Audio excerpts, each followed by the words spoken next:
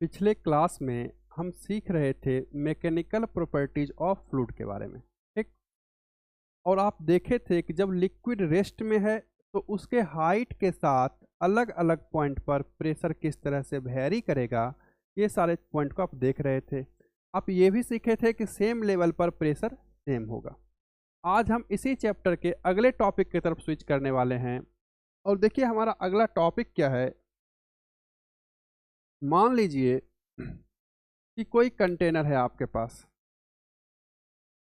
ऐसा कोई कंटेनर है। ठीक है ना। इसमें लिक्विड भरा हुआ है ऐसा।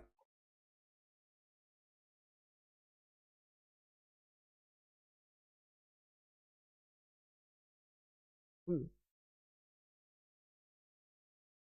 और भी भरा हुआ है, ऐसा नहीं कि इतना ही। ठीक है, इसमें लिक्विड भरा हुआ है, समझे। अब है क्या कि आपसे पूछा जा रहा है, क्वेश्चन समझना पहले। और ये कंटेनर कुछ ऊपर जा रहा है एक्सेलरेशन ए के साथ।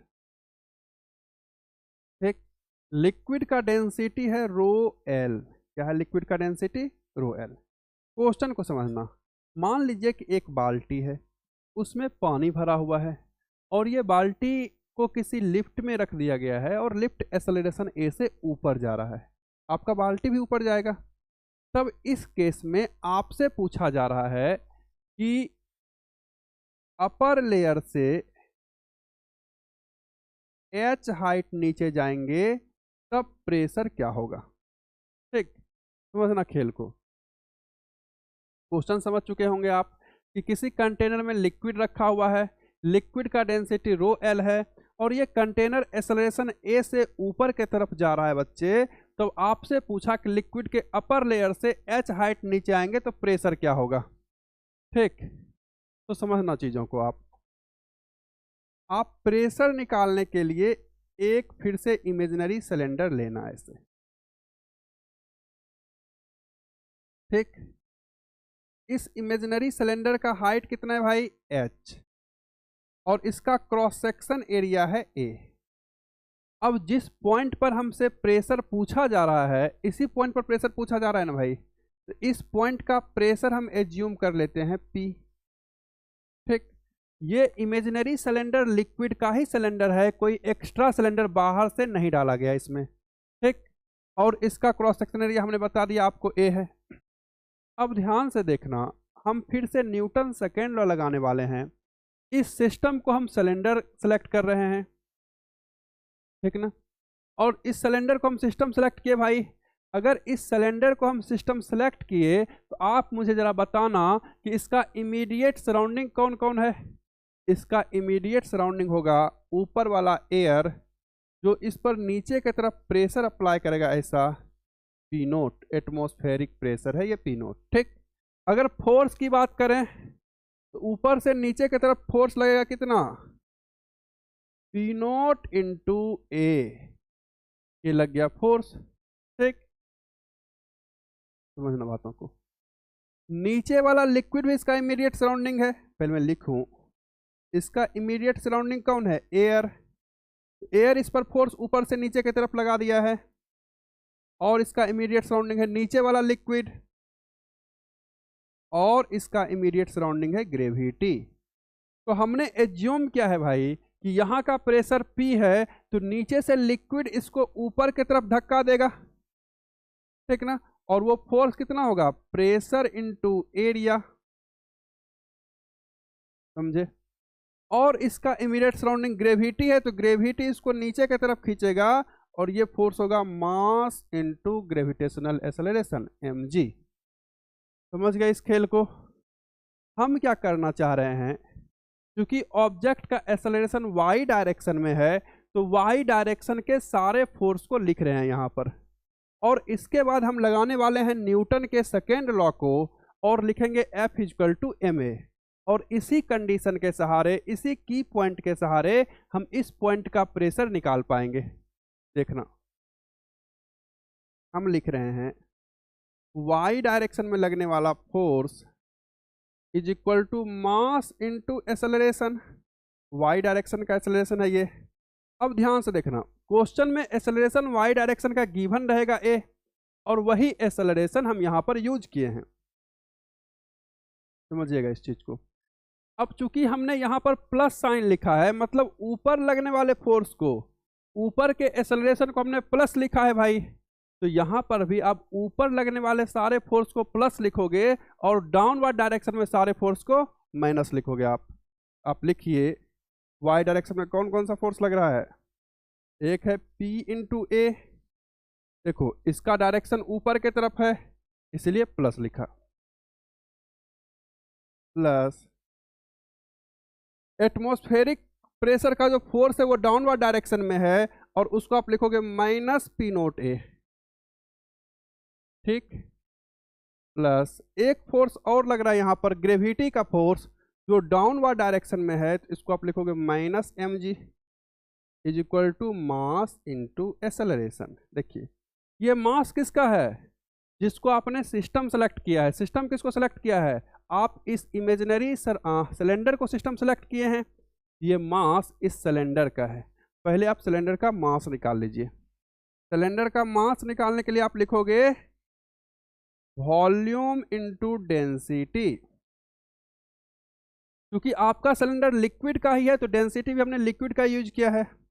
और सिलेंडर का वॉल्यूम कितना होता है भाई, cross section area into height, तो क्रॉस सेक्शन एरिया है A और हाइट है h, तो मास यहां से निकल के आ गया AH रो ऑफ लिक्विड। तो लिखना आप इसको PA minus P nought A minus mg is equal to MA। तो PA इज इक्वल टू आप लिख सकते हैं P nought A plus mg plus MA। अगर आप ध्यान से देखोगे तो mg और MA में m कॉमन है, तो m ले लेते हैं कॉमन, तो बचेगा क्या, बचेगा यहां से m इंटू जी प्लस ए, एक साथ लिख दिया ऐसे, ठीक। अब आप देखिएगा PA is equal to P nought A। अब m का वैल्यू डाल दे रहे हैं, m का वैल्यू आप निकाल चुके हैं वहां पे, AH rho of liquid into g plus A, ऐसा कुछ। अब यहां से A कॉमन ले लीजिए आप, तो PA is equal to A into P nought plus H rho of liquid G plus A, ठीक ना। A से A गया तो P इज इक्वल टू हो जाएगा P nought plus H rho of liquid into G plus A, समझे। H height के साथ प्रेशर वेरिएशन का कुछ ऐसा फॉर्मूला आएगा, समझे कि नहीं समझे बातों को। अब ये फॉर्मूला कब आया भाई, जब कंटेनर आपका ऊपर जा रहा था एक्सेलरेशन A के साथ। अगर इसी में कंटेनर अगर नीचे आने लगेगा एक्सेलरेशन A के साथ, तब फॉर्मूले में यहाँ G माइनस A आएगा। क्या आएगा, G माइनस A।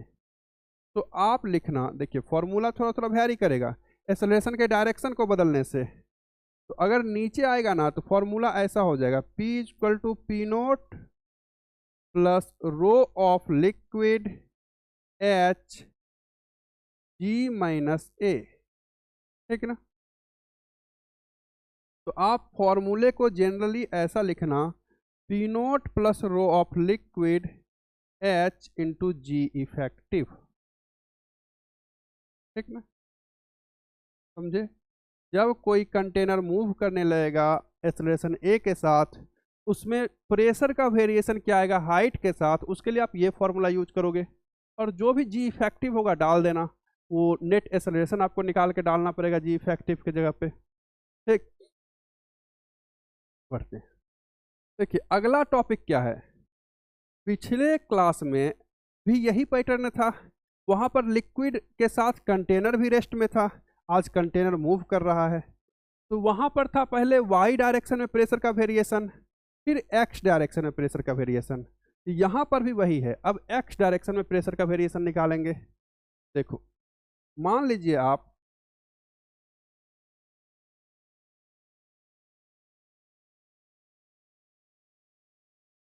ऐसा कोई एक कंटेनर है, ठीक,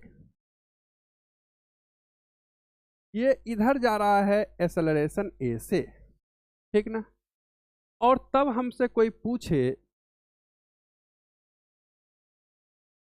कि कोई पॉइंट है यहाँ पर 1 और कोई पॉइंट है यहाँ पर 2, ये बिल्कुल सेम लेवल पर है, तो पॉइंट 1 का प्रेशर और पॉइंट 2 का प्रेशर बताओ, दोनों में क्या रिलेशन होगा ये बताओ। आप क्या करिएगा कि फिर से एक इमेजिनरी सिलेंडर सेलेक्ट करिएगा, ऐसा कुछ,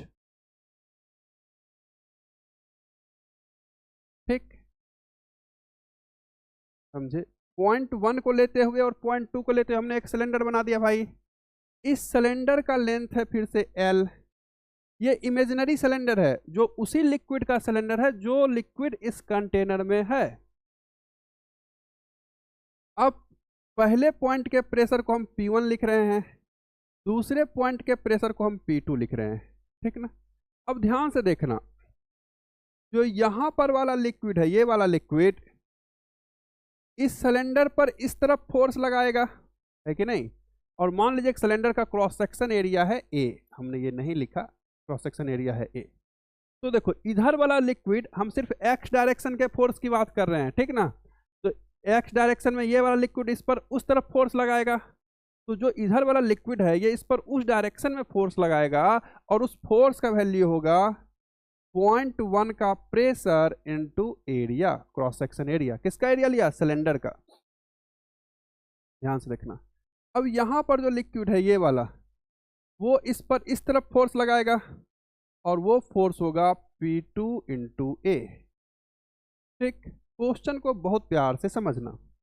और कंटेनर का एक्सेलरेशन दिया है ए एक्सेलरेशन से कंटेनर उधर जा रहा है, ठीक ना। समझना इस चीज को, अगर कंटेनर मूव कर रहा है तो कंटेनर के साथ साथ आपका लिक्विड भी मूव कर रहा है, और उसी एक्सेलरेशन के साथ मूव करेगा जिस एक्सेलरेशन के साथ कंटेनर मूव कर रहा है भाई। तो हम इस सिलेंडर को सिस्टम सेलेक्ट करते हैं, ठीक। तो पहले इस सिस्टम का हम मास निकाल लेते हैं, और आप जानते हैं मास इज इक्वल टू होता है वॉल्यूम इनटू डेंसिटी, ठीक। अब जानते हैं ऐसा, वॉल्यूम किसका? सिलेंडर का। डेंसिटी किसका? उसी सिलेंडर का। लेकिन सिलेंडर किससे मिलके बना है भाई? उस लिक्विड से जो लिक्विड इस कंटेनर में होगा। मान लीजिए ये लिक्विड है, रेड कलर से डॉट कर दे रहा हूं, ठीक ना, ये लिक्विड है, ठीक, समझे। तो हम लिख रहे हैं वॉल्यूम सिलेंडर का ले रहा हूं, और डेंसिटी भी लिक्विड का ले रहा हूं, क्योंकि जो आपका सिलेंडर है वो लिक्विड से मिलके बना है, उसी लिक्विड का है। हम लिख रहे हैं वॉल्यूम को लिख रहे हैं कितना? A इंटू एल, और लिक्विड के डेंसिटी को रो एल लिख रहा हूं, ठीक, समझे। ए एल क्या है भाई? ए है सिलेंडर का क्रॉस सेक्शन एरिया, और एल है इसका लेंथ, तो वहां से मास निकल गया। अब हम लगा रहे हैं एक्स डायरेक्शन में फोर्स का फॉर्मूला, तो हम लिख रहे हैं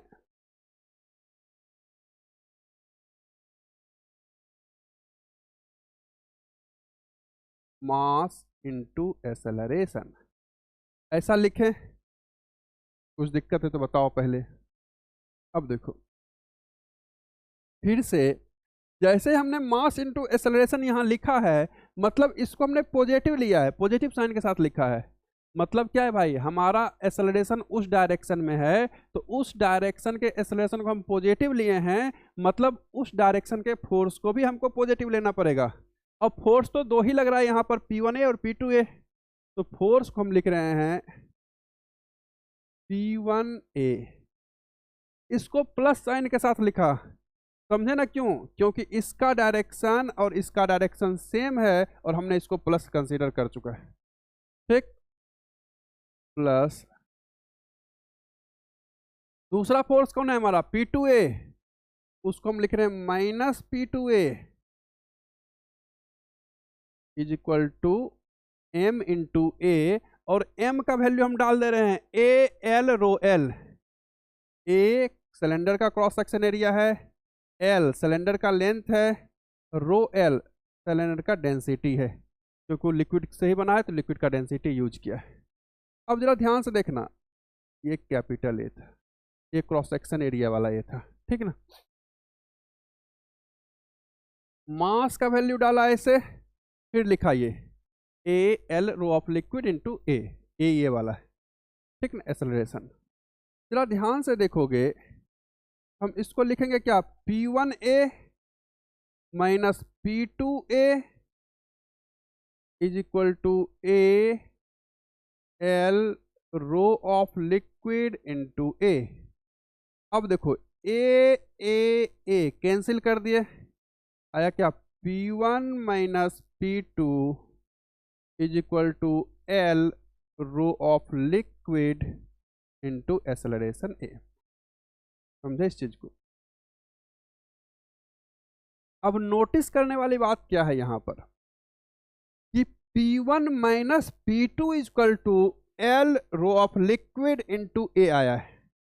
इसका क्या मतलब है कि P1 ग्रेटर है P2 से, P1 का प्रेशर क्या है, P2 से बड़ा है, तभी तो आप P1 में कुछ माइनस कर रहे हो, तब ये वाला क्वांटिटी आ रहा है, समझे, और ये तो पॉजिटिव क्वांटिटी है, तो P1 जरूर ज्यादा है और P2 कम है। आप इस रिलेशन को लिख लीजिए, P1 is equal to P2 plus L rho of liquid to A। ठीक, अब समझना, इसमें कोई कंफ्यूजन नहीं यहां तक में। अब देखो क्वेश्चन के अकॉर्डिंग P1 ज्यादा है और P2 कम है, जो इंफॉर्मेशन अभी हमारे पास आया। अब इसका क्या सिग्निफिकेंस है यहां पर, ये समझना। अगर हम P1 प्रेशर को यहां पर के प्रेशर को यहां से लिखें, तो ध्यान से देखना, अभी क्या है, ये भी हाइट h ही है और ये हाइट भी h ही है, ठीक ना, ठीक, समझना, दोनों का लेवल बिल्कुल सेम है ऊपर से, ये भी h हाइट नीचे है 0.1 भी, और ये भी h हाइट नीचे है 0.2 भी। आप बताओ, अगर आप ऊपर से प्रेशर का फॉर्मूला लिखोगे तो कुछ ऐसा नहीं लिख दोगे आप कि P1 is equal to P nought plus rho liquid GH, ठीक, और P2 is equal to P nought plus rho of liquid GH। ध्यान से देखना, अगर ऊपर से हम फॉर्मूला निकालते हैं, डिप्थ वाला फॉर्मूला लगाते हैं, तो प्रेशर का फॉर्मूला कुछ ऐसा दिखेगा हमको। और ध्यान से देखना, ये दोनों तो सेम ही है, और यहाँ पर ये फिजिकल क्वांटिटी भी सेम है, मतलब क्या है कि प्रेशर भी सेम होगा अगर ये हाइट h है तो। लेकिन क्वेश्चन कह रहा है कि P1 ज्यादा है, जो हमारा ये रिजल्ट कह रहा है वो कह रहा है कि P1 ज्यादा है और P2 कम है। मतलब क्या है बाबू, कि ये वाला हाइट ज्यादा होना चाहिए तभी तो P1 ज्यादा होगा, और ये वाला हाइट कम होना चाहिए, समझे। मतलब क्या है, खेल क्या बदलने वाला है यहां पर,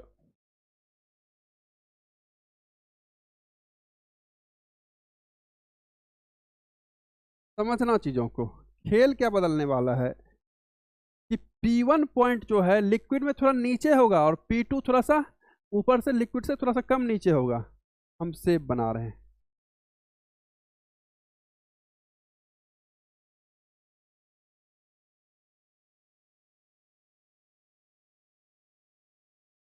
देखो ऐसा कंटेनर है, हमारा P1 पॉइंट पहले यहां पर था और P2 यहां था भाई, लेकिन अभी अभी जो इंफॉर्मेशन आया है उसके हिसाब से P1 को थोड़ा ज़्यादा अंदर रहना चाहिए पानी में, लिक्विड में, और P2 को थोड़ा सा कम अंदर रहना चाहिए, जानते हो। जब आप इस कंटेनर को ऐसे खींच के ले जा रहे होते हैं ना आगे, तो ये लिक्विड के शेप को बदल लेता है और लिक्विड का शेप कुछ ऐसा हो जाता है अंदर में, ऐसा, समझे? अब ध्यान से देखना। अब ये हाइट हो गया हमारा क्या, H2, और ये हाइट हो गया H1। अब ध्यान से देखिएगा आप कि H1 बड़ा है H2 से, तो अब ऊपर वाला फॉर्मूला भी वैलिड हो जाएगा यहाँ पर। मतलब क्या है कि जब भी किसी कंटेनर को आप एक्सेलरेशन से ऐसे खींच के लेके जाओगे उस तरफ, उसके अंदर का लिक्विड अपना शेप कुछ ऐसा इंक्लाइन जैसा बना लेता है। ठीक, कभी कभी आपसे पूछा जाएगा कि ये इंक्लाइनेशन कितने डिग्री का होगा, मतलब ये जो शेप बनाया ना ऐसे, ये जो शेप बनाया है उसका ये वाला एंगल कितना होगा, कितना इंक्लाइनेशन होगा, ऐसा पूछा जाएगा आपसे। ठीक, तो आप क्या करिए, इसको हम थोड़ा डॉटेड लाइन से ऐसे मिलाते हैं। ठीक, ध्यान से देखो, अगर ये हाइट H2 है यहां से यहां तक, तो ये हाइट भी H2 होगा, होगा कि नहीं होगा? तो रिमेनिंग हाइट, ये वाला जो पार्ट है, ये वाला जो पार्ट है वो बचेगा कितना, H1 माइनस H2। ठीक, क्योंकि हमको ये वाला एंगल इंक्लाइनेशन निकालना है, तो ये एंगल निकालो या ये वाला एंगल निकालो, एक ही बात है कि नहीं? अब देखना क्यों है भाई, आप देखो ना इस प्रॉपर्टी से, ये एंगल अगर थीटा है तो ये भी थीटा होगा पैरेलल लाइन के प्रॉपर्टी से। ठीक, अब देखो P1 और P2 के बीच का डिस्टेंस था L, आपको याद है कंटेनर का लेंथ आप लिए थे L। तो ट्रायंगल देखो आप, ये वाला, ये जो रेड वाला ट्रायंगल आपके सामने दिखने वाला है अभी, ये, ठीक, इस ट्रायंगल में परपेंडिकुलर का वैल्यू कितना आ गया, H1 माइनस H2, और बेस का वैल्यू है L, यही है हमारा बेस, है ना? तो हम यहां पर लिख सकते हैं tan theta is equal to perpendicular by base, और परपेंडिकुलर क्या है हमारा, H1 माइनस H2, और बेस है L। एक इंफॉर्मेशन आप ये भी याद रखोगे। अब देखिए हम दूसरे पॉइंट की तरफ बढ़ रहे हैं। दूसरा पॉइंट क्या है हमारा, कि अगर हम इस पॉइंट का प्रेशर लिखें किसके टर्म में, हाइट के टर्म में, तो क्या लिखेंगे, P1 is equal to P0 plus rho of liquid G और H1। दूसरे पॉइंट P2 का प्रेशर लिखेंगे तो लिखेंगे क्या, P0 plus rho of liquid GH2। ये इक्वेशन 1 है और ये 2 है। जरा ध्यान से देखोगे तो हम इक्वेशन 1 को 1 में 2 को सब्ट्रैक्ट कर दे रहे हैं, 1 माइनस 2 कर रहे हैं। अब देखो इसको इसमें माइनस करोगे आप तो ये वाला पार्ट तो कैंसिल हो जाएगा, लेफ्ट साइड में बचेगा P1 माइनस P2, और राइट साइड में क्या बचेगा भाई, रो एल जी कॉमन ले लें तो H1 माइनस H2, ऐसा बचेगा कि नहीं बचेगा? जरा ध्यान से देखिए, 1 में 2 को माइनस किया तो ये इंफॉर्मेशन आएगा, और मान लो कि ये इक्वेशन है 3। ठीक, तो यहां पर आप निकाल चुके हैं P1 minus P2 equal to L rho of liquid into A।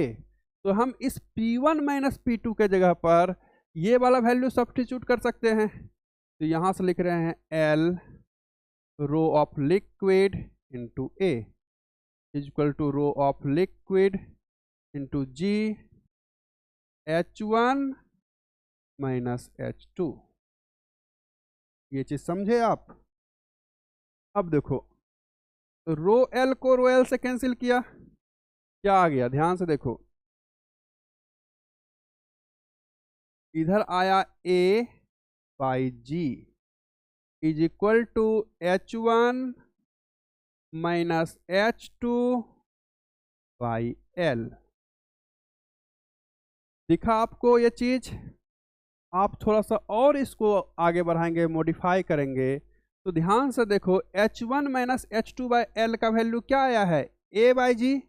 यहाँ पर भी आया है H2 minus H1 by L का वैल्यू कुछ टेन थीटा, मतलब यहाँ पर भी हम लिख सकते हैं is equal to A by g. समझे? आपको ये सारा इंफॉर्मेशन याद रखना पड़ेगा, समझना पड़ेगा कैसे आया, और इसके बिहेव पर आप सारे क्वेश्चंस को कर पाओगे। समझे बच्चे? बढ़ते हैं आगे। देखिए है क्या,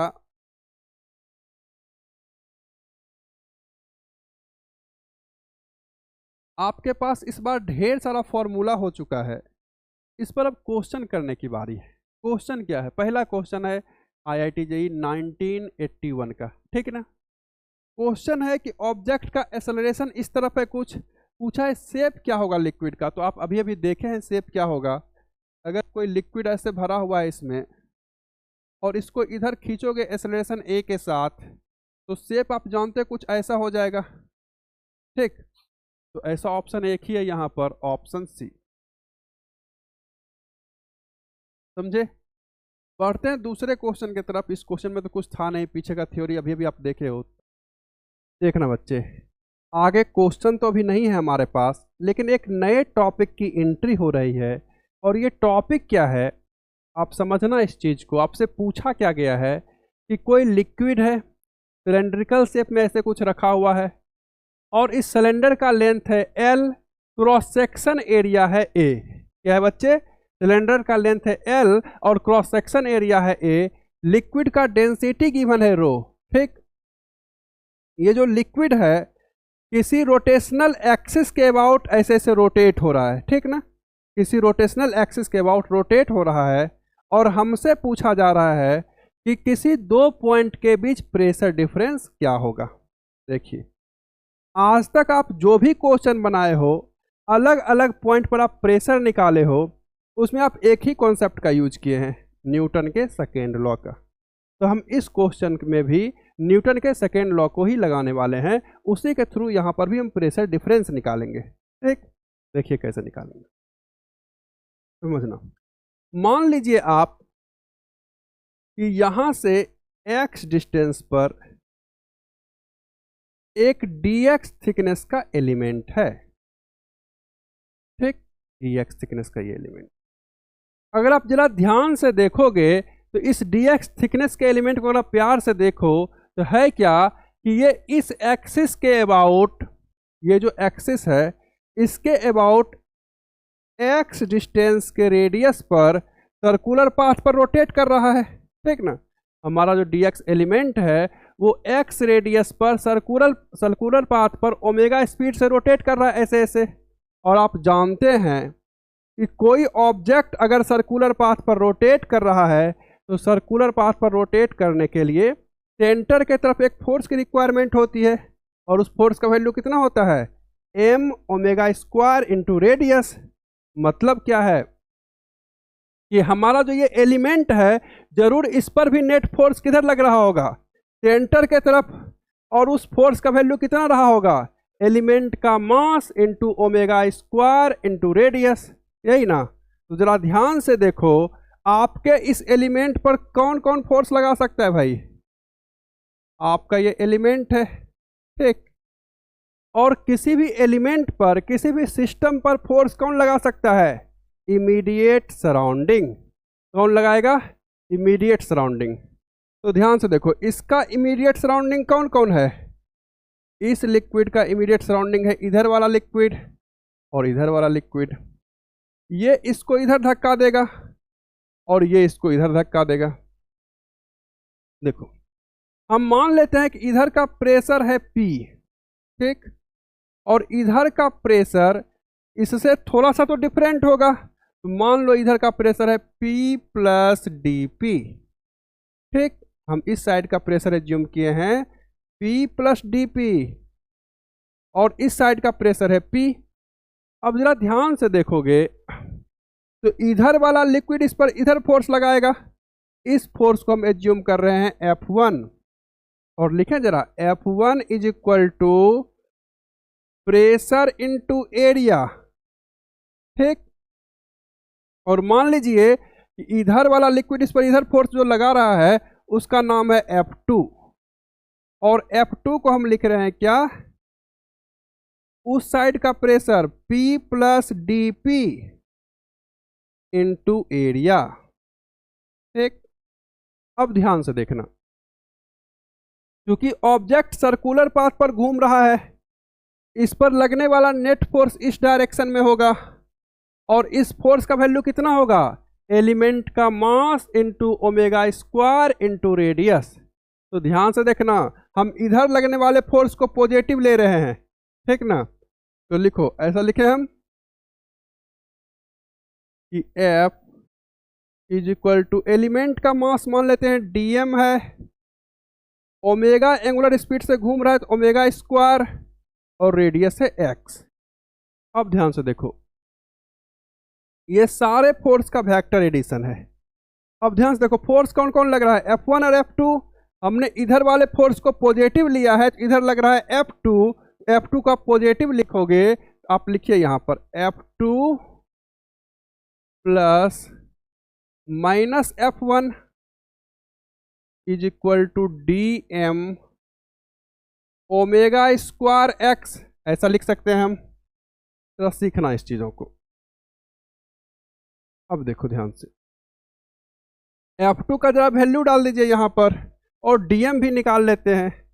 तो ध्यान से देखना, ये सिलेंड्रिकल शेप है यहाँ से यहाँ तक, ये पूरा का पूरा सिलेंडर था, इसका एलिमेंट भी सिलेंड्रिकल होगा। तो अगर हम इसका मास निकालना चाह रहे हैं तो इस लिक्विड का मास कितना आएगा इस सिलेंडर में, ये निकालने के लिए आप लिखना dm is equal to volume into density. अब देखो, आपके सिलेंडर का लेंथ कितना है dx, और क्रॉस सेक्शन एरिया कितना है a। आप लिखना वॉल्यूम इसको dx into a into density rho. ये मास का वैल्यू आ गया वहां से, तो हम मास को लिख सकते हैं थोड़ा सा एडजस्ट करके, रो a इंटू dx, ऐसा लिखें। देखिए dm का वैल्यू निकला। अब डाल रहे हैं हम सब कुछ यहाँ पर, F2 का वैल्यू डाल रहे भाई P plus DP into a, minus F1 का वैल्यू लिखिए आप P into a is equal to dm का वैल्यू क्या डाल दें, dm का वैल्यू डाल रहे हैं रो a dx, और पहले से था ओमेगा स्क्वायर x, तो इसको रहने देंगे, ठीक। जरा ध्यान से देखना, आप इसको हम सॉल्व कर रहे हैं, इसको लिखेंगे PA minus D plus DPA minus PA is equal to rho a omega square. इसको पहले लिख दे रहे हैं, थोड़ा सा सेट करके लिख रहे हैं भाई x, तब dx लिख रहे हैं ऐसे करके, ठीक। अब इससे ये गया, आया क्या, dp is equal to rho a omega square x, dp into A भी बचेगा ना, यहाँ पर a जब मल्टीप्लाई किया हुआ तो यहाँ पर भी a आएगा, ऐसे यहाँ a हम लिख दे रहे हैं, ओमेगा स्क्वायर x dx। फिर इस a और इस a को काट दें, ये समझे ना, यहाँ पर a आएगा, जब ये मल्टीप्लाई होगा इसके साथ भी आएगा तो यहाँ भी a आएगा। आप लिखना dp is equal to rho omega square x dx, ऐसा लिखें। अब देखो ध्यान से, एक छोटा सा इंफॉर्मेशन हमारे पास आया है। इंफॉर्मेशन क्या है कि यहाँ से x डिस्टेंस पर प्रेशर था P, और x प्लस dx डिस्टेंस पर प्रेशर था P प्लस dP। मतलब क्या है कि आप dx डिस्टेंस ट्रेवल किए हैं तो प्रेशर में डिफरेंस कितना का आया है, dP का, ठीक। तो मान लीजिए कि यहाँ का प्रेशर है 0, ठीक ना। तो आपको पता करना है कि यहाँ से L डिस्टेंस ट्रेवल करेंगे तब प्रेशर में डिफरेंस कितना आएगा। ध्यान से समझना भाई, ये dP क्या है, x डिस्टेंस ट्रेवल करने में प्रेशर में आया हुआ डिफरेंस। तो हमको निकालना है कि L डिस्टेंस ट्रेवल करेंगे तब प्रेशर में डिफरेंस कितना आएगा। आप मान लो कि L डिस्टेंस चलने के बाद यहां से यहां पर आया प्रेशर P, ठीक। तो ध्यान से देखो, ऐसे लिखें, dP को इंटीग्रेट कर रहे हैं 0 से P तक। इसका क्या मतलब हुआ, यहां का प्रेशर हमने 0 लिया है भाई, और यहां का प्रेशर P। तो ध्यान से देखो, हम यहां से यहां तक चल गए तो कितना डिस्टेंस ट्रेवल किए हैं, ये डिस्टेंस L ट्रेवल किए हैं, ठीक। तो देखो इधर डिस्टेंस का वेरिएशन है, अभी तक था dx डिस्टेंस ट्रेवल किए हैं तो प्रेशर इतना चेंज हुआ है। अब हमको निकालना है 0 से L तक जाएंगे तब प्रेशर में चेंज कितना होगा, तो इंटीग्रेशन लगा दिया 0 से L का। समझे इस चीज को कि नहीं समझे भाई, उधर 0 से P, इधर 0 से L। जरा इंटीग्रेट करना इसको, dP का इंटीग्रेशन P, लोअर लिमिट है 0, upper limit P is equal to rho omega square constant है तो इसको बाहर लिख दीजिए भाई, ठीक। और x इंटू डी एक्स का इंटीग्रेशन क्या हो जाएगा, x स्क्वायर बाय 2, और इसमें लिमिट डालिए आप 0 से L तक। जरा ध्यान से देखो, इसको सॉल्व करोगे तो क्या आ जाएगा, P minus 0 upper limit minus lower limit, और यहां पर आप क्या लिखेंगे, रो ओमेगा स्क्वायर,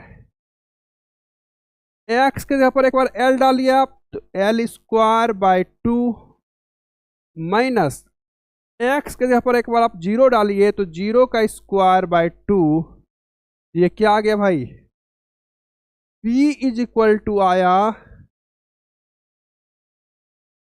आप भी एक बार देख लेना, रो omega square into L square by 2, और ये तो 0 ही है तो उसका तो कोई कहानी ही नहीं है, तो बचा क्या, रो omega square L square by 2।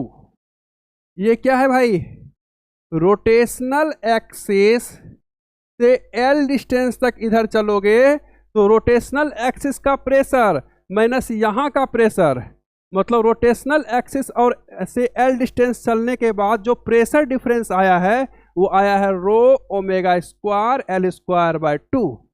क्या है बच्चे, रो omega square L square by 2, ठीक ना। L क्या है, रोटेशनल एक्सिस से उस पॉइंट का डिस्टेंस जिस पॉइंट पर आपको प्रेशर निकालना है। समझे कि नहीं समझे, चलिए देखते हैं इस पर एक आध क्वेश्चन है कि नहीं हमारे पास। हाँ क्वेश्चन है, क्वेश्चन जरा आप रीड करिएगा। कोई एक कंटेनर है, उस कंटेनर में लिक्विड भरा हुआ है भाई, कंटेनर का नीचे का जो रेडियस है वो 10 सेंटीमीटर का है, ठीक। और ये ऐसे से रोटेट कर रहा है ओमेगा स्पीड से, ठीक ना। तो हमसे पूछा गया है कि जो H है, ऊपर से नीचे जो H है, लिक्विड का जो शेप बना हुआ है ये वाला H, इसका वैल्यू पता करिए। तो ध्यान से देखना, पूछा क्या गया है, क्वेश्चन समझ गए ना आप, ऐसा कोई शेप है ये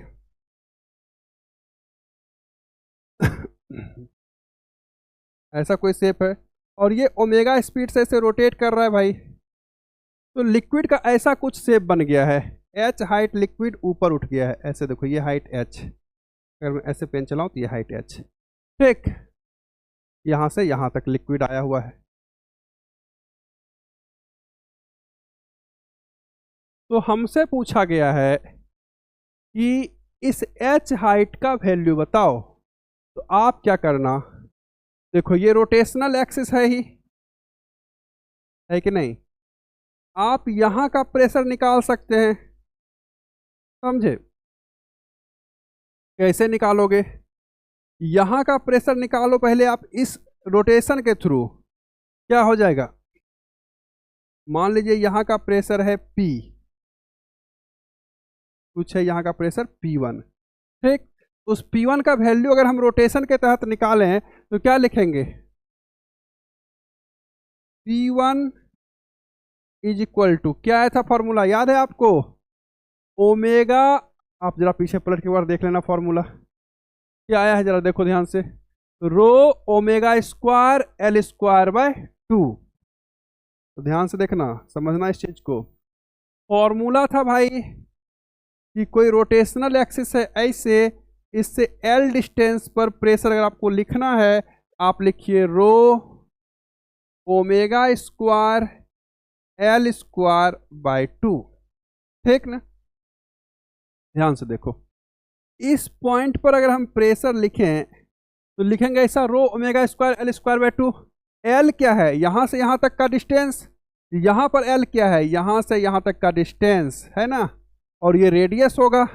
देखो डायमीटर दिया है 10 सेंटीमीटर, तो रेडियस कितना होगा 5 सेंटीमीटर। तो हम रो P1 का वैल्यू लिख रहे हैं रोटेशन के थ्रू रो ओमेगा स्क्वायर, एल का वैल्यू डाल देंगे 5 का स्क्वायर बाय 2, ठीक।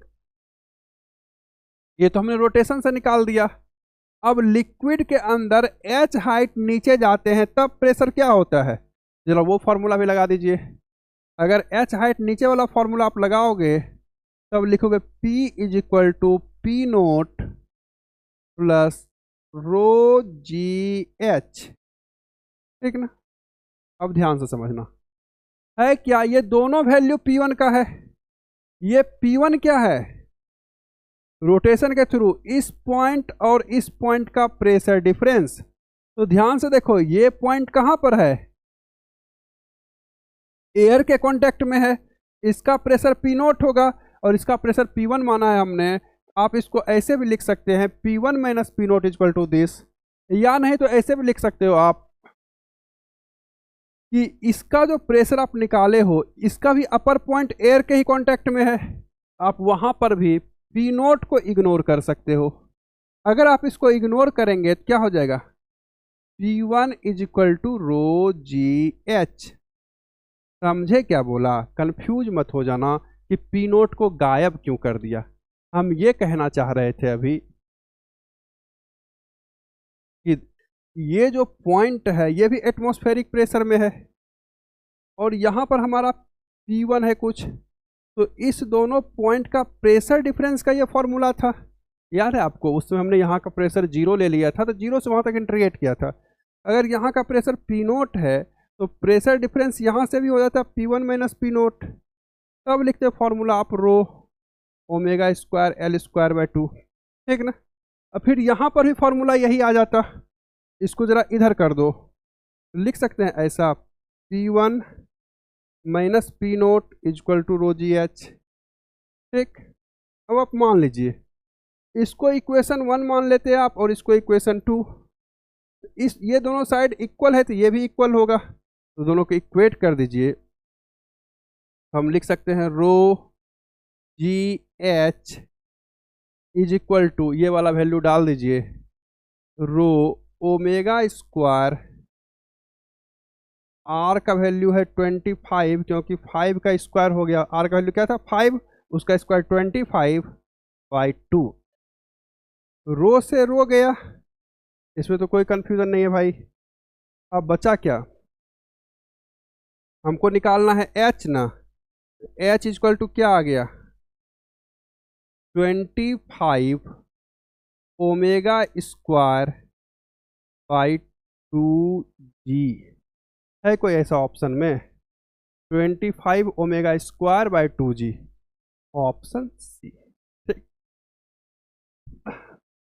देखना आप प्रेशर डिफरेंस में यहाँ पर कंफ्यूज मत हो ना, P1 और P नोट में आप डायरेक्ट भी ये लिख सकते हैं, इसका प्रेशर ये, और आप P नोट को इग्नोर करके P1 को भी ये लिख सकते हैं, डायरेक्ट इक्वेट कर सकते हैं, ठीक। दोनों बात एक ही है। बढ़ते हैं आगे, एक छोटा सा क्वेश्चन और है IIT JEE 2005। क्वेश्चन में फिर आपसे H का वैल्यू पूछा गया है, और है क्या कि एक U ट्यूब का शेप है, ये रोटेशनल एक्सिस है और यहां से ये डिस्टेंस L है, ठीक। ये वाला डिस्टेंस क्या है L है। सेम क्वेश्चन है, अब समझना इस बार हम प्रॉपर उसी तरीके से करेंगे जो बेसिक प्रोसेस होता है, ठीक ना। हमसे पूछा गया है कि ये जो हाइट h है इसका वैल्यू क्या होगा, तो हम क्या कर रहे हैं बच्चे, इस पॉइंट पर प्रेशर लिख रहे हैं, ठीक। अगर हम उस पॉइंट पर प्रेशर लिखेंगे तो हाइट के कारण अगर आप हम लिख रहे हैं, क्या लिखेंगे जरा बताओ? P is equal to P nought plus rho ji H, ये लिखेंगे, कोई दिक्कत नहीं है, क्योंकि हमने यहाँ पर प्रेशर लिखा और ये हाइट h था और यहाँ का प्रेशर पी नोट है, तो लिखा पी नोट प्लस रो जी एच। अब ध्यान से देखना, ये हमारा रोटेशनल एक्सिस है कि नहीं?